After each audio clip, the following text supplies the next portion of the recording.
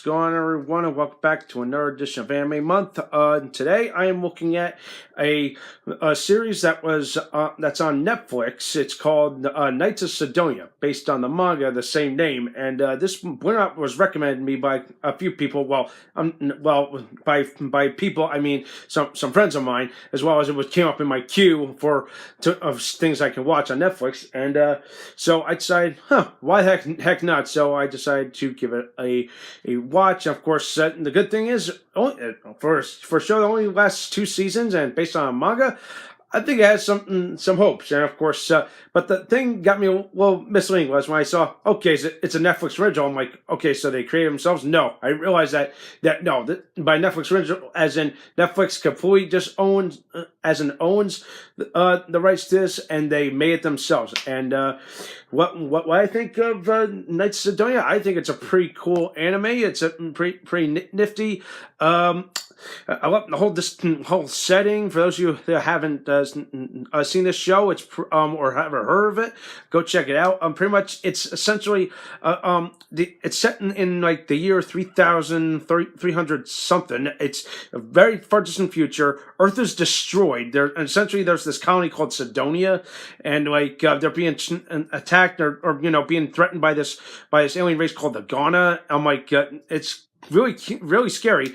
But of course, as a course of when I was watching the first few episodes, I realized, this feels more like Attack on Titan, but just set in space, or better yet, kind of like Neon Genesis Evangelion, as some other people point out to me. But I'm like, interesting thing if you want to compare those kind of shows. So after from what I saw, I thought it was pretty cool. I love the story. I love the setting.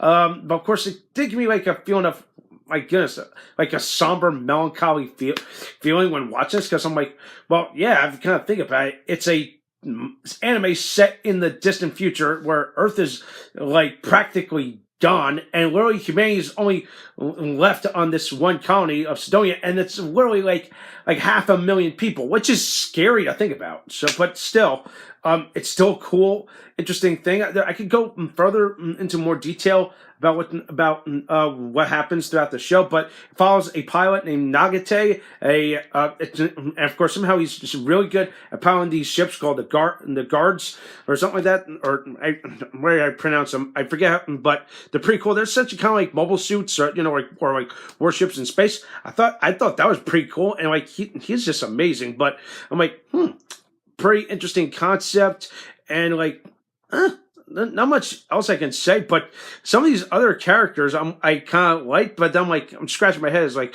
okay, are these humanoids or are they aliens? It's like, my goodness, is this, what kind of dystopian future is this? Now, let's see, people can only photosynthesize? Like, wait a minute, are they plants? I'm like, what the shit? I'm like, some crazy sci-fi stuff, but it's got a gripping story.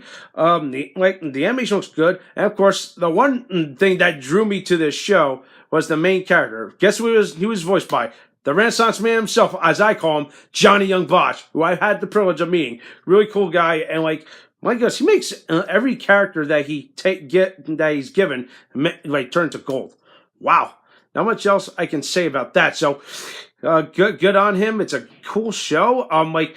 But things take a really dark turn. Like during a couple of later episodes, it's kind of scary to think about this. But like I said, I feel like some elements were like taken from like certain different like mangas and just thrown together. It's pretty cool.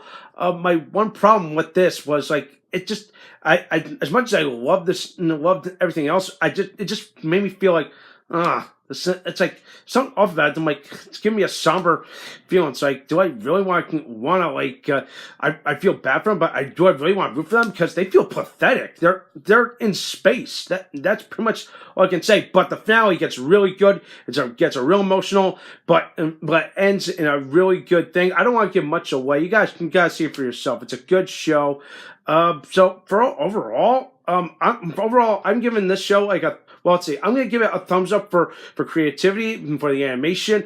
As for everything else, like the feels, it's in middle of the road because I'm like, I can either feel okay, like I want to like it, but at the same time, I'm starting to hate it because like I said, I want to root for them, but there's something about it that's bringing me down when watching it. It's like, Is it the tone? It's just something about that. Like as much as anime tries to touch on these certain themes, but this one I'm like, come on, I want to feel happy. I don't want to feel sad. As this series goes on, but the finale finally gives you a sense of okay, finally it's over. I'm happy, but at the same time, it's a bittersweet feeling, if that makes sense. So yeah, so that's pretty much all I gotta say about Tales Knights of Sidonia. Sorry about that. I said Tales of Sidonia. That's not a title. But anyway, yeah, go give it a watch. Watch it for only 24 episodes. It's really if you have the time, give it a watch. It's over on Netflix. Okay, so that does for tonight. Let me know what you think. Thumbs up the video, subscribe to my channel, and stay tuned for more Anime Month.